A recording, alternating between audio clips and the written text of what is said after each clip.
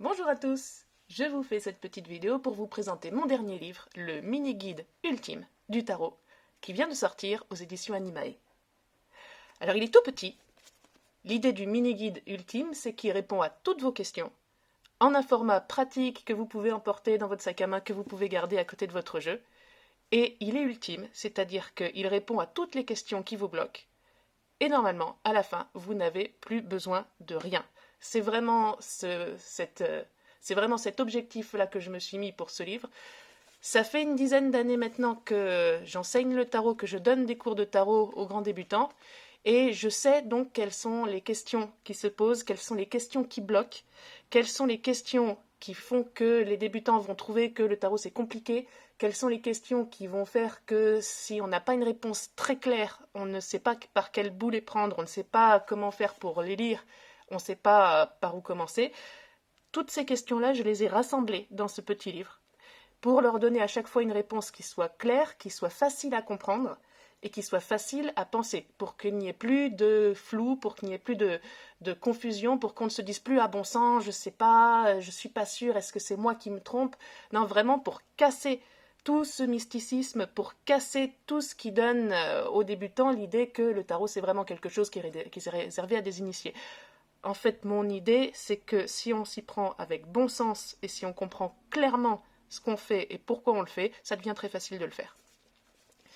Donc pour rentrer dans ce mini-guide, je commence par dépoussiérer vraiment les bases. Alors il y a une petite histoire, il y a un vocabulaire pour dire de quoi on parle. Qu'est-ce que c'est que ces mots que les gens vont utiliser, qu'on ne va pas comprendre? Pourquoi est-ce qu'on va parler de arcane majeur? Qu'est-ce que ça veut dire arcane majeur? Qu'est-ce que ça veut dire les lames, etc. Parce que tout ce vocabulaire ésotérique, il a pour effet de fermer les portes. Il a pour effet de dire, oui, là, on est entre initiés, on est entre personnes qui parlons notre jargon, etc. On ne va pas vous l'expliquer parce que je ne sais pas quoi, parce que vous n'êtes pas assez initié ou je ne sais pas quoi. Bon, ici, on a le vocabulaire pour savoir de quoi on parle. Et d'abord, je dépoussière vraiment les bases, c'est-à-dire comment on se sert d'un tarot.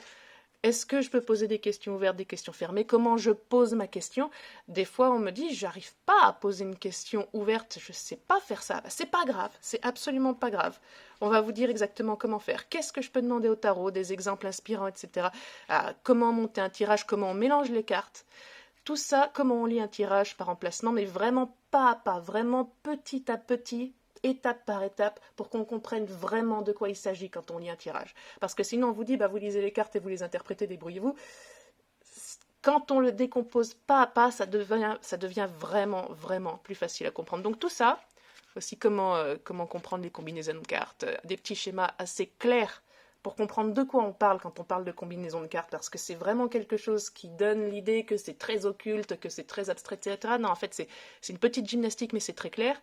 Donc, 2 pages pour enlever ce problème-là, etc. Ensuite, je vous montre tirage classique et tirage sur mesure, c'est-à-dire qu'en tarot, vous avez des tirages incontournables, comme le tirage en croix, comme la croix celtique, etc., comme un tirage de choix, un tirage oui-non en version traditionnelle ou version moderne, parce que la version moderne, elle va plus vite. Et surtout que les tirages traditionnels, où est-ce qu'il est, voilà.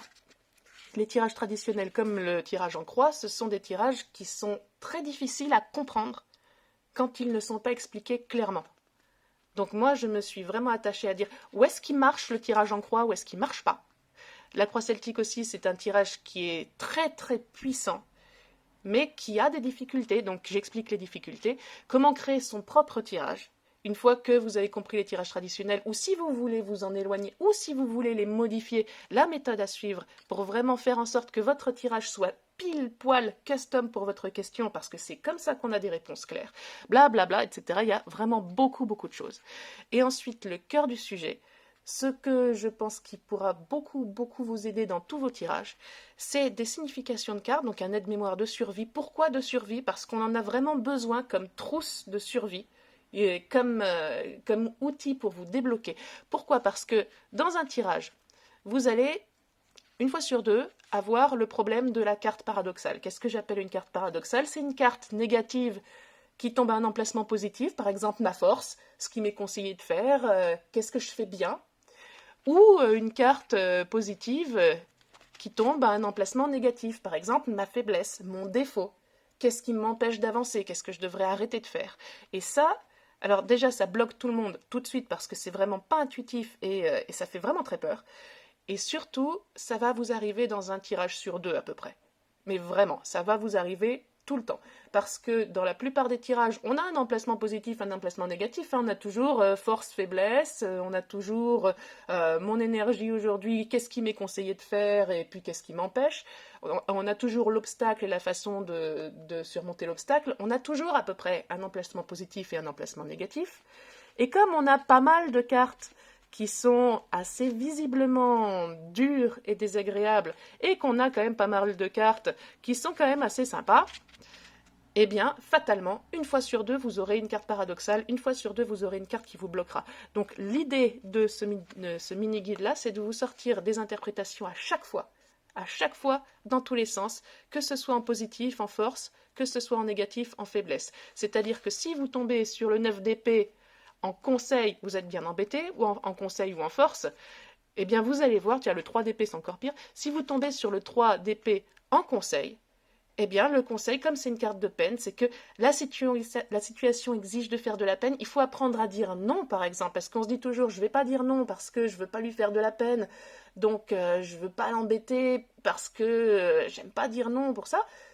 Ben, parfois il y a des situations où c'est un bon conseil de dire non, même si ça fait de la peine, parce que c'est important de poser des limites, parce que c'est important de ne pas rentrer dans une problématique un peu pire. Donc à chaque fois dans un tirage que vous aurez une carte un peu bizarre, en force, en faiblesse ou en conseil, vous pouvez aller jeter un œil dans le mini-guide, vous aurez toutes les interprétations, vous aurez de quoi vous débloquer à chaque fois. Donc ça, c'est vraiment un travail qui va vous permettre d'éviter le blocage, d'éviter la carte qui vous dit rien, d'éviter la carte dont vous avez vraiment l'impression qu'elle a absolument rien à faire là où elle est tombée. Et comme dans le tarot, on tire les cartes au hasard, ça arrive tout le temps. Mais vraiment tout le temps.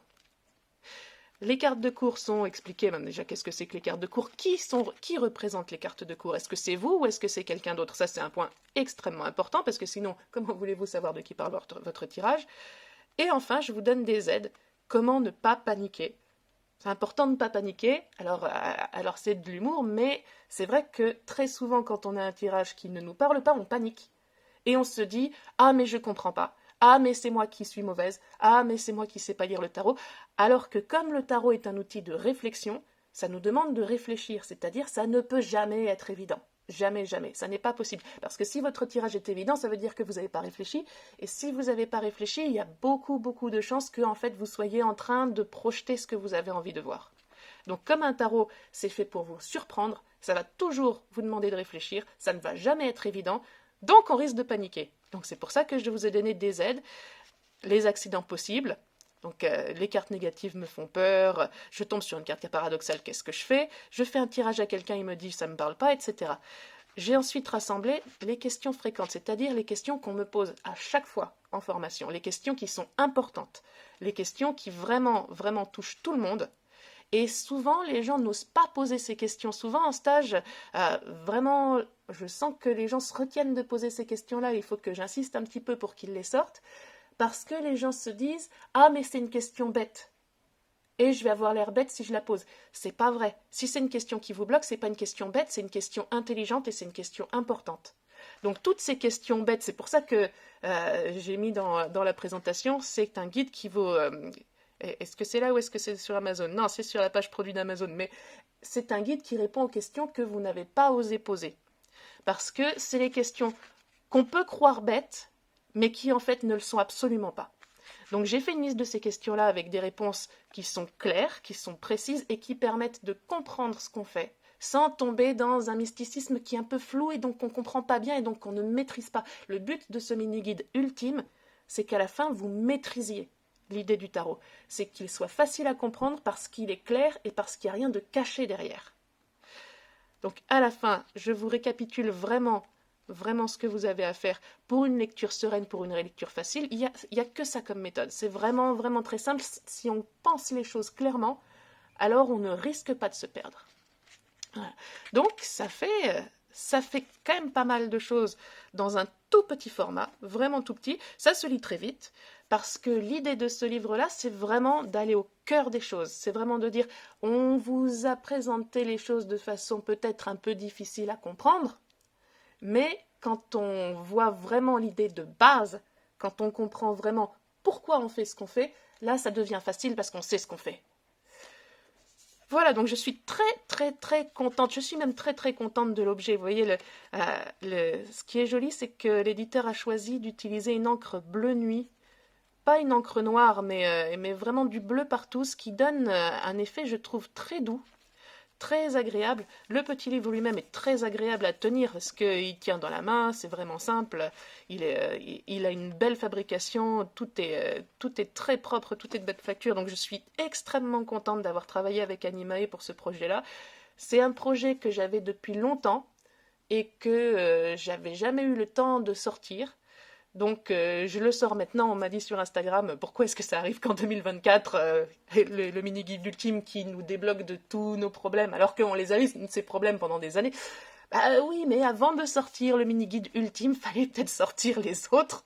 Comme ça, on peut se terminer avec celui-là. Comme ça, on n'en a plus besoin. Avec ce petit livre-là, si vous le rangez à côté de vos tirages, vous êtes tranquille. Donc voilà pour le dernier petit projet qui vient de sortir, donc il vient de sortir chez Animae. C'est un tout petit livre, hein, donc il est pas cher, il est à 12 €. Et le mini-guide ultime du tarot, vous le trouverez en librairie, vous le trouverez sur Amazon, sur la Fnac, tous ces trucs-là.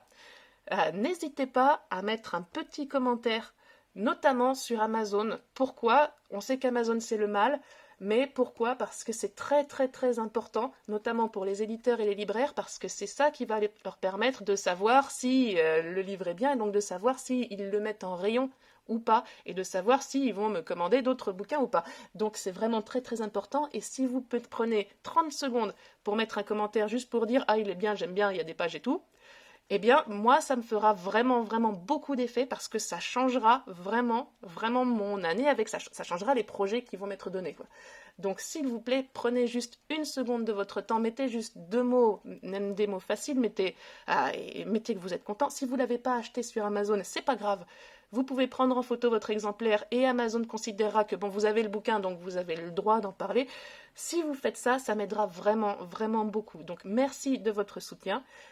Amusez-vous bien avec vos cartes, nettoyez bien tout ça jusqu'à ce que votre pensée soit claire et que vous puissiez vraiment tirer de vos tirages beaucoup de compréhension et surtout beaucoup de joie. Je vous souhaite une très belle année 2024 parce qu'on est encore en janvier et je vous dis à bientôt pour des nouveaux projets.